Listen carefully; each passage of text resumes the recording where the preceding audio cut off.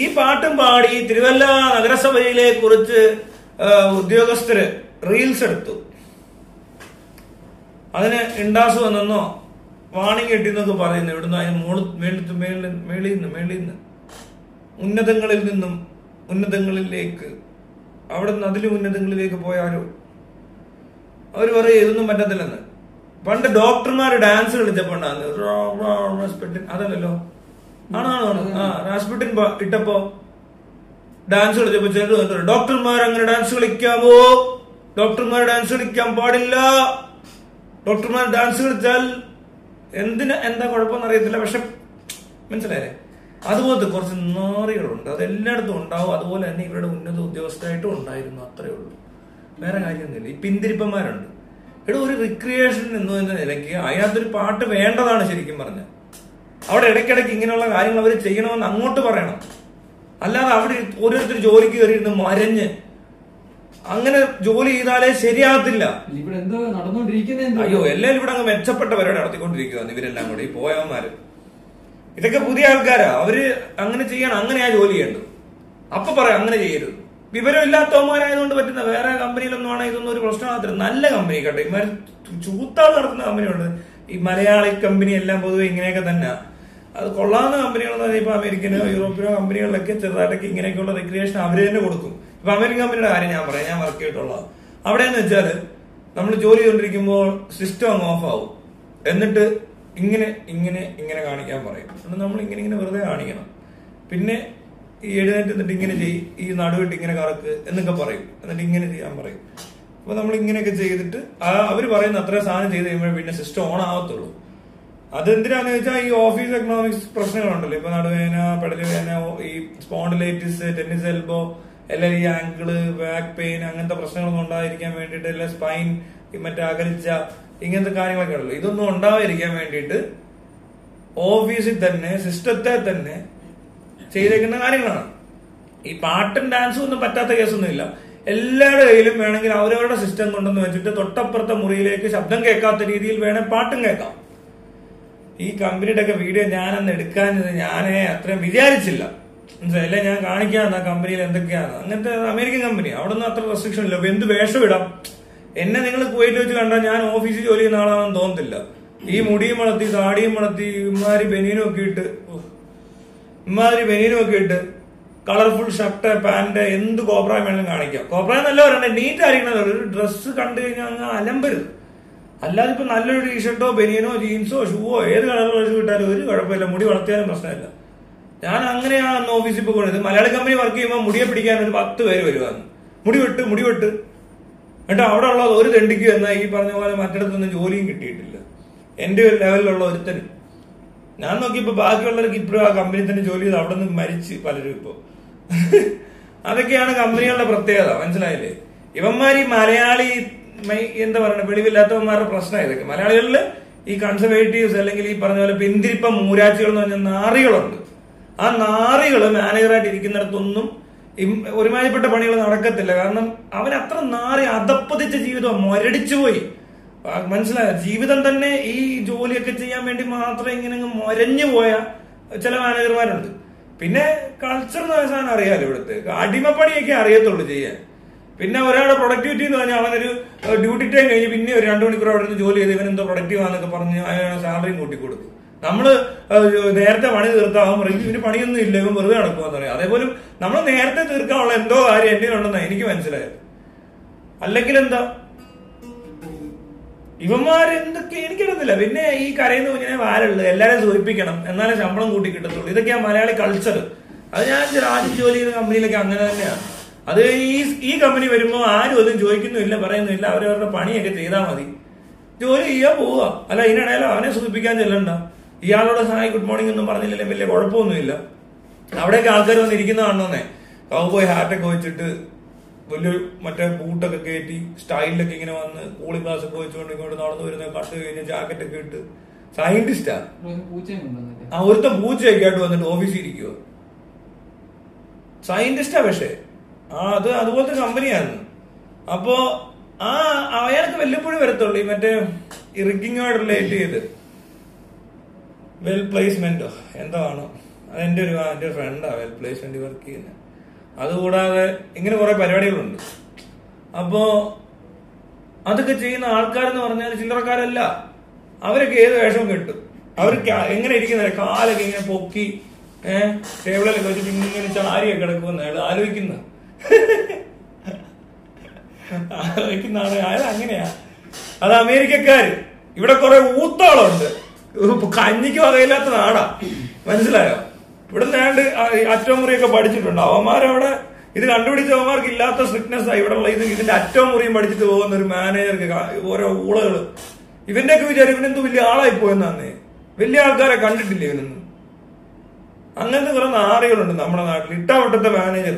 എന്നിട്ട് ഇട്ടാവട്ടത്തെ എടുത്ത ആള് കളിക്കുക. ഒരു 2 പേരോ 5 പേരോ കാണും സ്റ്റാഫ്. അവന്റെ മണ്ട കയറിയിരിക്കുക, വലിയ ആള് കളിക്കുക, ഞാൻ വലിയ മാനേജറായെന്ന് തോന്നുക. ഇങ്ങനത്തെ നാറികളുണ്ടില്ലേ? അതുപോലത്തെ ഏതോ നാറി ഒരുത്തൻ അല്ലെ നാറികൾ എന്ന് പറയാം. അല്ലാത്ത മൈരനെ ഇങ്ങനത്തെ മൈരന്മാരെ ഇത് ചെയ്യത്തുള്ളൂ. വെറും പന്ന മൈരന്മാരുണ്ട്, കുറച്ച് കൊള്ളാവുന്ന മൈരന്മാരുണ്ട്, വെറും പന്ന മൈരന്മാരുണ്ട്. പന്ന ബാക്കി ഞാൻ പറയാൻ വേറെ ഒത്തിരി ഉണ്ട്. മക്കളുണ്ട്, മോനുണ്ട്, അറിയാലോ അല്ലേ?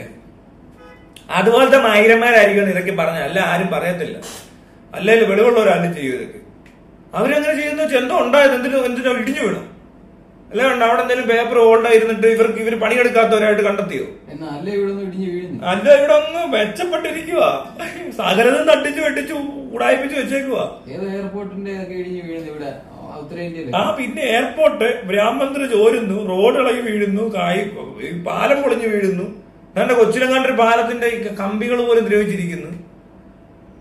എല്ലാം കഴിഞ്ഞിട്ട് റോഡൊക്കെ കിടക്കുന്ന കിടപ്പ് കാണണം. അപ്പോഴാണ് അതിനകത്തിരിക്കുന്ന ചെറിയ ജീവനക്കാര്, മുനിസിപ്പാലിറ്റിയിലെ ക്ലർക്കോ അല്ല വേണ്ട എന്തെങ്കിലും ഡിപ്പാർട്ട്മെന്റിൽ ഇരിക്കുന്ന ഒരു ഓഫീസ് സ്റ്റാഫ് ഒരു റീലെടുത്തപ്പോ അവനങ്ങ് സഹിച്ചില്ലെന്ന് മുകളിലിരുന്ന മൈരന്, പോടാ മൈരേ, നീ ഉണ്ടാക്കണ്ട കൂടുതൽ, അത്ര പറയാനുള്ളൂ. ഇങ്ങനത്തെ മൈരനൊക്കെ മൈരെന്ന് വിളിച്ചിട്ട് ഇറങ്ങി പോണാന്ന്. പോടാ മൈരെന്ന് പറയണം. നീ എന്നാ പറയുന്നത് ചോദിക്കണം. അവനെയൊക്കെ അങ്ങ് ചീത്ത വിളിക്കണ്ട. ആരെങ്കിലും ഒക്കെ കയറി ചുമ്മാ അങ്ങ് തെറി വിളിക്കണമെന്ന് അങ്ങോട്ട് ചെന്നിട്ട്. നീ ഏതാന്ന് ചോദിക്കണം. നിനക്ക് പറ്റത്തില്ല, നീ പറ്റണ്ട, ഞങ്ങൾ ചെയ്തോളാം, നിനക്ക് പണിക്കാത്ത എന്തെങ്കിലും ഉണ്ടോ നോക്കിയാൽ പോരണമെന്ന് ചോദിക്കണം. അല്ല നീ എന്ത് ഇത്ര വലിയ പമ്പനാന്ന്? അവൻ ഏതാവൻ? വലിയൊരു മൈരൻ. പാട്ടും പാടാൻ പാടില്ല, ഒന്നും ചെയ്യാൻ പാടില്ല. ഇരുന്നെന്താ അടിമയോ? ഇടയ്ക്ക് അതൊക്കെ ആവാം.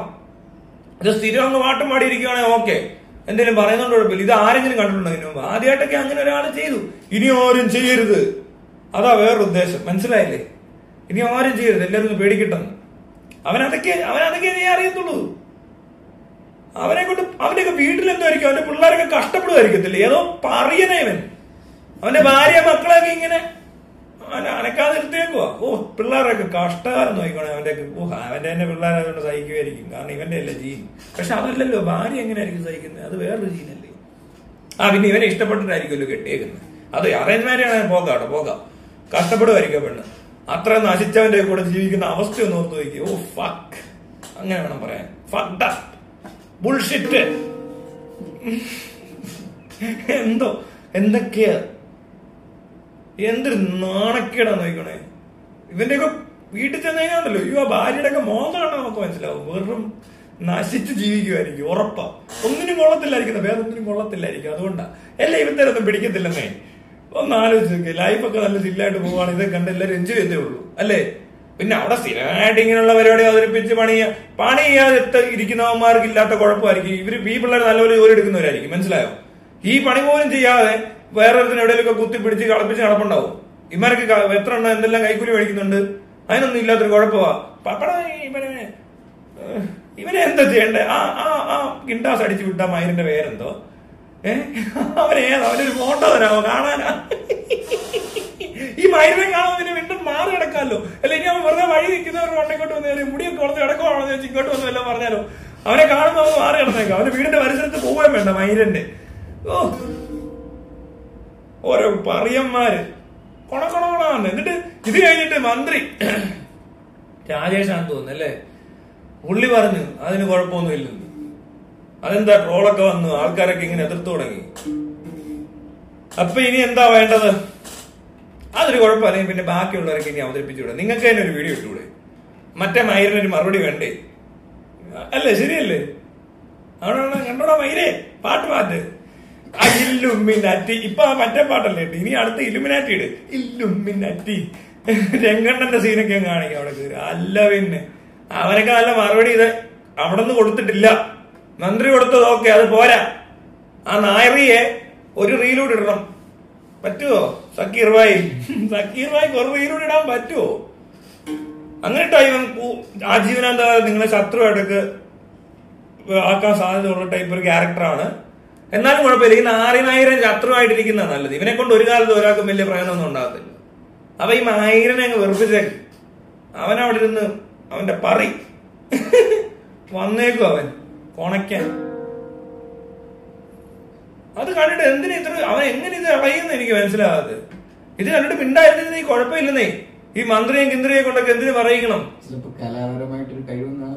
കലാപരമായ കഴിവൊന്നും ഇല്ല. ഞാൻ മൊത്തത്തിൽ മണ്ണയാണ്ടാടെ ഈ ചിലര് പഠിക്കുമെന്നേ. പഠിച്ചിട്ട് എങ്ങനെ ഇതൊക്കെ PSC ഒക്കെ എഴുതി മെമ്മറി ഉണ്ടാവും. അത് വെച്ച് ഇങ്ങനെ ഡിക്ക് ചെയ്ത് ഓർത്തൊക്കെ എന്തൊക്കെയോ എഴുതി കയറി പറ്റും. ഒരു കഴിവും കാണത്തില്ല. കലാപരമായിട്ടൊന്നുള്ള കഴിവെന്നല്ല, പല ബാക്കിയുള്ള കഴിവുകളൊന്നും കാണത്തില്ല. ചിലപ്പോൾ ഒരു സ്പോർട്സിൽ പോലും പങ്കെടുത്ത് കാണത്തില്ല. സ്പോർട്സും ഗെയിംസും ഒന്നും ഇല്ലാത്ത ഏതോ ഒരുത്തൻ, മനസ്സിലായില്ലേ? അത്രയ്ക്കും കഴിവില്ലാത്തവനായിരിക്കും. അല്ലെങ്കിൽ ഇതേ പിടിക്കത്തില്ലല്ലോ. ഇതെങ്ങനെ കയറി പിടിക്കുന്നേ? ഈ കേസ് എങ്ങനെ എടുക്കുന്നത്? അതിന് പ്രത്യേക ഒരു മൈൻഡ് സെറ്റ് വേണം. ആ മൈൻഡ് സെറ്റ് ഉണ്ടാവുന്നത് മുരടിച്ചു പോയതുകൊണ്ടാ. വേറെ ഒന്നും ഇല്ല, വേറെ എന്റർടൈൻമെന്റ് ഒന്നും ഇല്ല, വേറെ ഒന്നിനും കൊള്ളത്തില്ല. അതുകൊണ്ടായിരിക്കും.